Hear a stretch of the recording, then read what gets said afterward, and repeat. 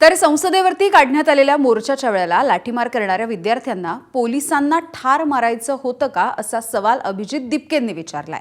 दिल्ली पोलिसांनी 12 वर्षांच्या मुलीचंही डोकं फोडलं, तिच्या गळ्यावरती देखील लाठ्या मारल्या, त्यामुळे ती सध्या गंभीर स्थितीमध्ये आहे असं देखील त्यांनी म्हटलंय। 150 विद्यार्थी गंभीर स्थितीमध्ये उपचार घेत आहेत असा आरोपही दिपकेंनी केलाय, असा दावा त्यांनी केलाय। धर्मेंद्र प्रधान यांना वाचवण्यासाठी नरेंद्र मोदींना आणखी मुलांचे खून करायचे आहेत का असा घणाघात देखील दिपकेंनी केलेला आहे। तर काल ज्यावेळेला संसदेवरती मोर्चा काढण्यात आलेला होता त्यावेळेला या विद्यार्थ्यांना आंदोलकांना थोपवण्यासाठी इथल्या सुरक्षा दलांना पोलिसांना लाठीचार्ज करावा लागलेला होता, ज्यामध्ये अनेक आंदोलक विद्यार्थी हे जखमी झालेले आहेत। आणि या सगळ्यावरून उद्विग्न होऊन आता कॉकरोच जनता पार्टीचे अभिजित दिपके यांनी काही सवाल विचारलेले आहेत। 12 वर्षांची मुलगी देखील या आंदोलनामध्ये सहभागी झालेली होती आणि या लाठीचार्जच्या वेळेला या मुलीला गंभीर अशी दुखापत झालेली आहे। 12 वर्षांच्या मुलीचं पोलिसांनी लाठीचार्जच्या दरम्यान डोकं फोडलं, तिच्या गळ्यावरती लाठ्या मारल्या गेल्या आणि त्यामुळे ती गंभीररित्या जखमी झाली आहे। अशाच पद्धतीने सुमारे 150 विद्यार्थी हे अजूनही गंभीर आहेत आणि ते सध्या आंदोलक जे आहेत ते उपचार घेत आहेत असा दावा देखील अभिजित दिपके करताना दिसतायत। एकीकडे धर्मेंद्र प्रधान यांच्या राजीनाम्याची मागणी सातत्याने केली जाते, दुसरीकडे हे दावे होतात।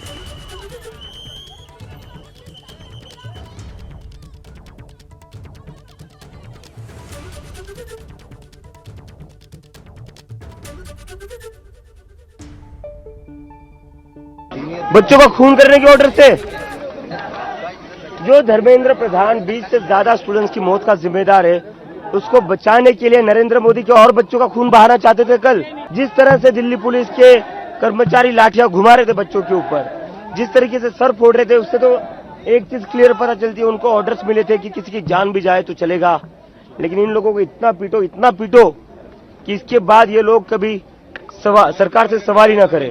150 पेक्षा जास्त मुलं जखमी आहेत। मी काल आरएमएल हॉस्पिटलला जाऊन भेटून आलो काही मुलांना, त्याच्यात एक मुलगी जी आहे ती क्रिटिकल आहे।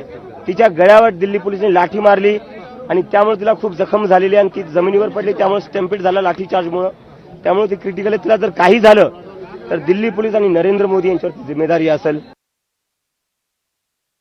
माझं आंतरराष्ट्रीय कनेक्शन असल्यामुळे तुम्ही देशातल्या मुलांचे डोके फोडतायत।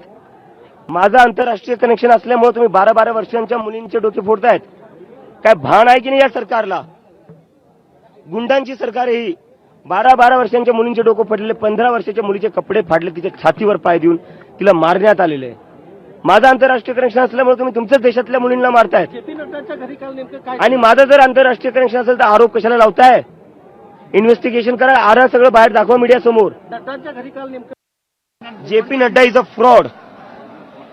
JP Nadda invited our panel to have a discussion and they offered us that they will find a solution and they will have a dialogue, and after calling us for a talk, after calling us for talks, they were doing lathi charge here.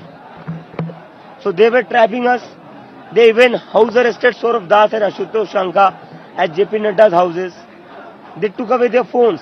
We were unable to reach to Ashutosh Shanka and Saurav Das for 3 hours. ABP माझा, उघडा डोळे बघा नीट।